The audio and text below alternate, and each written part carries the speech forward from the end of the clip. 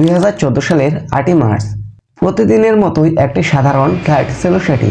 কোনো বাবা সেদিন ভাবেনি তার সন্তান আর ফিরবে না, কোনো সন্তান সেদিন ভাবেনি তার বাবা আর ফিরবে না। কেউ হয়তো এটাও ভাবেনি এই দেখা তাদের শেষ দেখা, কিন্তু সেদিন ওইটাই ঘটেছিল যেটা কেউ কখনো কল্পনাও করতে পারেনি।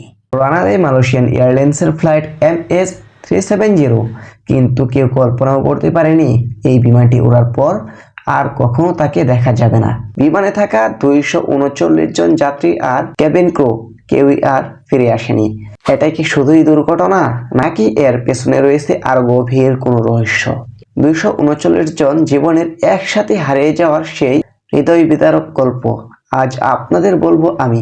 মালয়েশিয়া এয়ারলাইন্সের ফ্লাইট MH370 ছিল মালয়েশিয়া এয়ারলাইন্স পরিচালিত একটি আন্তর্জাতিক যাত্রীবাহী ফ্লাইট, যা 8 মার্চ 2014 সালে মালয়েশিয়ার কুয়ালালামপুর আন্তর্জাতিক বিমানবন্দর থেকে চীনের বেইজিং ক্যাপিটাল আন্তর্জাতিক বিমানবন্দরে যাওয়ার সময় রাডার থেকে অদৃশ্য হয়ে যায়। এর নিখোঁজের কারণ এখনো নির্ধারণ করা হয়নি। এটিকে বিমান চলাচলের ইতিহাসে সবচেয়ে বড় রহস্য হিসেবে বিবেচনা করা হয় এবং এটি এখনো বিমান নিখোঁজের সবচেয়ে মারাত্মক ঘটনা। বিমানটি উড্ডয়নের প্রায় 38 মিনিট পর 1:19 বিমানটি দক্ষিণ চীন সাগরের উপর দিয়ে যাওয়ার সময় বিমান চলাচল নিয়ন্ত্রণ ATCর সাথে সর্বশেষ যোগাযোগ করে। বিমানটি কয়েক মিনিট পরে ATC সেকেন্ডারি নজরদারি রাডার স্ক্রিন থেকে হারিয়ে যায়, কিন্তু মালয়েশিয়ার সামরিক বাহিনীর প্রাথমিক রাডার সিস্টেম আরও 1 ঘন্টা ধরে ট্র্যাক করে। পরিকল্পিত উড্ডয়ন পথ থেকে পশ্চিম দিকে বিচ্যুত হয় মালয় উপদ্বীপ এবং আন্দামান সাগর অতিক্রম করে। এটি উত্তর পশ্চিম উপদ্বীপ মালয়েশিয়ার পেনাং দ্বীপের 370 কিলোমিটার উত্তর পশ্চিমে রাডার পরিসর ছেড়ে যায়। এরপর থেকে আর কোনো হাদিস পাওয়া যায়নি বিমানটির। নিখোঁজ বিমানটির অনুসন্ধান বিমান চলাচলের চীন, মালয়েশিয়া, অস্ট্রেলিয়া 3 দেশ একত্রে উদ্ধার তৎপরতা চালালেও তারা ব্যর্থ হয়। পৃথিবীর সবচেয়ে বড় অনুসন্ধান শুরু হয়। উড়োজাহাজ, সাবমেরিন, স্যাটেলাইট সব ব্যবহার করা হয়। বহু দেশের অংশগ্রহণে কোটি কোটি ডলার খরচ হয়, কিন্তু মিলল শুধু কয়েকটা ভাঙা অংশ। ইতিহাসে সবচেয়ে ব্যয়বহুল অনুসন্ধানে পরিণত হয় এটি। প্রাথমিকভাবে এটি দক্ষিণ চীন সাগর এবং আন্দামান সাগরের উপর দৃষ্টি নিবদ্ধ করে।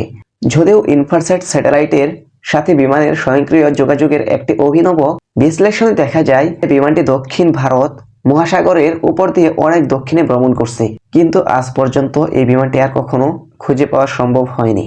এই ঘটনার সবচেয়ে বেদনাদায়ক দিক হলো নিখোঁজ যাত্রীদের পরিবারের অবস্থা। বছরের পর বছর ধরে তারা অপেক্ষা করছেন, আশায় বুক বেঁধেছেন প্রিয় মানুষটি হয়তো একদিন ফিরে আসবে। কেউ আজও বিশ্বাস করতে পারে না যে 239 জন মানুষ এক নিমিষে হারিয়ে যেতে পারে। তাদের জন্য কোনো শেষকৃত্য হয়নি, শেষ বিদায়টাও বলা হয়নি। আজ 1 দশক পেরিয়ে গেছে, MH370 এর রহস্য আজও উন্মোচন হয়নি। আমরা জানি না এই বিমানটি কোথায় গেছে, কেন গেছে, কিভাবে গেছে, কিন্তু আমরা জানি এই রহস্য শুধু একটি ঘটনার নয়, এটি মানব ইতিহাসের সবচেয়ে গভীর বেদনার নাম। এই বিমানটি হারিয়ে যাওয়ার আজ 10 বছর। আজও এক বাবা বিমানবন্দরের গেটে দাঁড়িয়ে অপেক্ষা করে আর বলে আমার মেয়ে আসবে, আজ না হোক কাল। অনেকে বলে পাইলট ইচ্ছা করে দিক পরিবর্তন করে বিমানটিকে সমুদ্রে নামিয়ে দেন। কেউ আবার বলে বিমানটি হাইজ্যাক হয়। অনেক মা আজও রাতের বেলা ঘুমাতে পারে না। তাদের মনে হয় হয়তো তাদের সন্তান কোথাও বেঁচে আছে। কারো কারো ঘরের ঘড়ি এখনো বন্ধ নেই। তারা মনে করেন যেদিন সন্তান ফিরবে ঘড়িটা তখনই থামবে। 10 বছর হয়ে গেছে। MH370 যেন আকাশের এক শূন্যতা হয়ে বাড়ছে। এই ভিডিওটি আপনি যদি এখনো দেখছেন তাহলে একবার 239টি পরিবারের কথা ভাবুন। তারা আজও জানে না তাদের প্রিয়জন শেষবারের মতো কোথায় নিঃশ্বাস নিয়েছিল। এই ভিডিও শুধু একটি বিমানের গল্প নয়, এটি ইতিহাসের সবচেয়ে হৃদয় বিদারক এক ঘটনার স্মৃতি। MH370 যেন আজও আমাদের জিজ্ঞেস করে, তোমরা কি জানো আমি কোথায় গিয়েছিলাম?